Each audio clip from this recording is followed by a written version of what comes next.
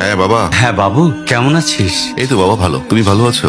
শরীর ভালো, তবে তোকে খুব মনে পড়ছে। ঈদে কি বাড়ি আসবি না? ঈদে বাড়ি আসবো কিনা বলতে পারছি না বাবা। তোমার অ্যাকাউন্টে টাকা পাঠিয়ে দিয়েছি বাবা, আমার প্রমোশন হয়েছে, স্যালারিও বেড়েছে পুরো 1 লাখ।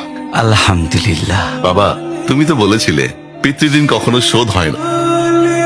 তুমি 26 বছরে আমার পিছনে যত টাকা খরচ করেছো, তুমি কি জানো আগামী 5 বছরে সেই টাকা তোমায় ফিরিয়ে দিতে পারবো। আমার এখন স্যালারি মাসে 1 লক্ষ টাকা বাবা।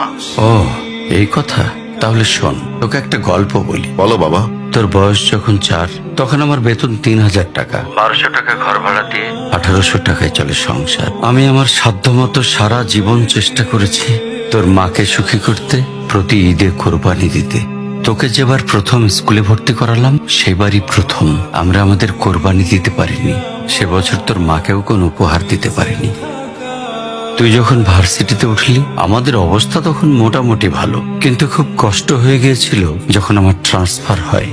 রোজ রোজ বাসে চড়ে, পায়ে হেঁটে, ঘামে ভিজে খুব দুর্বিষহ লাগছিল। একদিন শোরুম থেকে একটা বাইক দেখে আসলাম। সে রাতে আমি স্বপ্নেও দেখেছিলাম আমি বাইকে চড়ে অফিসে যাচ্ছি। কিন্তু পরের দিন তুই বায়না ধরলি, জার্নি করতে তোর কষ্ট হয়। তোর কষ্টে আমারও কষ্ট হয় বাবা। আমি বাইকটা তোকে কিনে দিয়েছিলাম। তুই এখন লাখ টাকা বেতন পাচ্ছিস, কিন্তু মনে করে দেখ, আমার সামান্য মাইনে দিয়ে ব্র্যান্ড নিউ মোবাইলে হেডফোন কানে লাগিয়ে সারা রাত গান শুনেছিস, পিকনিক করেছিস, ট্যুর করেছিস। তোর প্রতিটা দিন ছিল স্বপ্নের মতন। আর তোর টাকা নিয়ে আমি এখন হার্টের বাইপাস করাই, ডায়াবেটিক মাপাই। জানিস বাবা, আমার মাছ খাওয়া নিষেধ, মাংস খাওয়া নিষেধ। কি করে এত টাকা খরচ করি বল? তোর টাকা নিয়ে তাই আমি কল্পনার হাট বসাই। সেই হাটে আমি বাইক চালিয়ে সারা শহর ঘুরে বেড়াই, বন্ধুদের নিয়ে সিনেমা দেখতে যাই, তোর মার হাত ধরে চাঁদনি পশরের সেন্ট মার্টিনের বালুচরে হেঁটে বেড়াই। চুপ করো বাবা প্লিজ, আমি তোমার কাছে চলে আসবো। তোমার টাকা না, আমি তোমার ভালোবাসা তোমায় ফিরিয়ে দিব বাবা।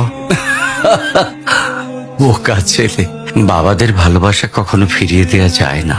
তোকে একটা প্রশ্ন করি বাবা, ধর তুই, আমি আর তোর খোকা তিনজন এক নৌকায় বসে আছি। হঠাৎ নৌকাটা ডুবতে শুরু করলো।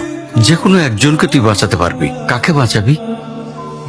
উত্তর দিতে হবে না। ছেলেরা বাবা হয়, বাবারা কখনো ছেলে হতে পারে না। পৃথিবীতে সবচেয়ে ভারী জিনিস কি জানিস? পিতার কাঁধে পুত্রের লাশ। আমি শুধু জায়নামাজে বসে একটা জিনিস চাই, আমার কবরের ঘরটায় যেন আমি আমার ছেলের কাঁধে চড়ে যাই। তাহলে তুই একটা ঋণ শোধ করতে পারবি, তোকে কোলে নেয়ার ঋণ।